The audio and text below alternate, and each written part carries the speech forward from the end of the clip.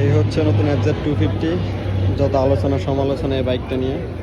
তো এইটা নিয়ে সবচাইতে বড় কনফিউশন সবার হচ্ছে যে আমাদের যেটাকে অ্যাকচুয়ালি ইন্ডিয়ান ভার্সনটা, মানে ইন্ডিয়াতে যে ভার্সনটা এতদিন চলতেছে বা নাকি এরা নতুন করে বাংলাদেশের জন্য ডিজাইন করে আনা হয়েছে। তো এই জিনিসটা আমি সবার প্রথমে ক্লিয়ার করে দিই। সর্বপ্রথম হচ্ছে যে এইটাই ইন্ডিয়ান ভেরিয়েন্ট। ইন্ডিয়াতে দুইটা ভেরিয়েন্ট টোটালি FZ সিরিজের আসছিল 250। তো একটা হচ্ছে যে ABS ছাড়া BS4 ইঞ্জিন, ঠিক আছে। আর সেকেন্ড যে বাইকটা ছিল এটা হচ্ছে BS6 ইঞ্জিন অ্যান্ড ABS সহ। অ্যান্ড এই ভার্সনটাই ইন্ডিয়াতে 2020 সালে লঞ্চ হয়েছিল। অ্যান্ড দেন 2023 সালে হচ্ছে যে এটার প্রোডাকশন বন্ধ হয়েছে ইন্ডিয়াতে। আর ইন্ডিয়ার সেকেন্ড যে ভার্সন BS6 ওইটাই হচ্ছে যে বাংলাদেশে লঞ্চ হয়েছে এবং same to same engine cut off switch যেটা সাইড স্ট্যান্ডে দেওয়া ওইটাও আছে। ওভারঅল বলতে পারেন ইন্ডিয়ান BS6 যে মডেলটা সেম টু সেম ওই মডেলটাই বাংলাদেশে লঞ্চ হয়েছে।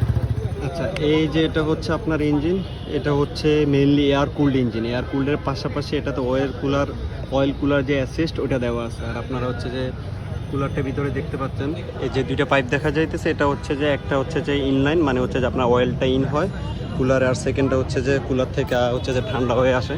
মানে এটাকে আপনি কমপ্লিটলি অয়েল কুল ইঞ্জিন বলতে পারবেন না, এটা অ্যাকচুয়ালি হচ্ছে এয়ার কুলড ইঞ্জিন। পাশাপাশি হইতেছে যে অয়েল কুলার সিস্টেম দেওয়া আছে, মানে সাইড আর কি যেটা বলতে পারেন। আর যদি আপনি complete oil cooled bike 250 CC দেখতে চান তবে জিক্সার 250 দেখতে পারেন। জিক্সার 250 হচ্ছে যে কমপ্লিট অয়েল কুলড ইঞ্জিন যেটা বলে। আর সেকেন্ডলি হচ্ছে যে এটাতে এই জায়গাটার দিকে হর্নের একটা সুইচ আছে।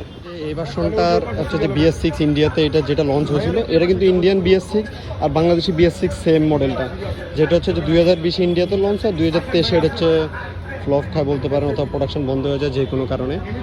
তো আর হচ্ছে যে এটার ইন্ডিয়াতে প্রাইস ছিল 1,50,000 থেকে 1,60,000 রুপির মধ্যে। সম্পর্কে ইন ডিটেলস কোনো ভিডিও লাগে অবশ্যই কমেন্ট করবেন, আমি এটা সম্পর্কে ইন ডিটেলস ভিডিও বানানোর ট্রাই করবো। ধন্যবাদ।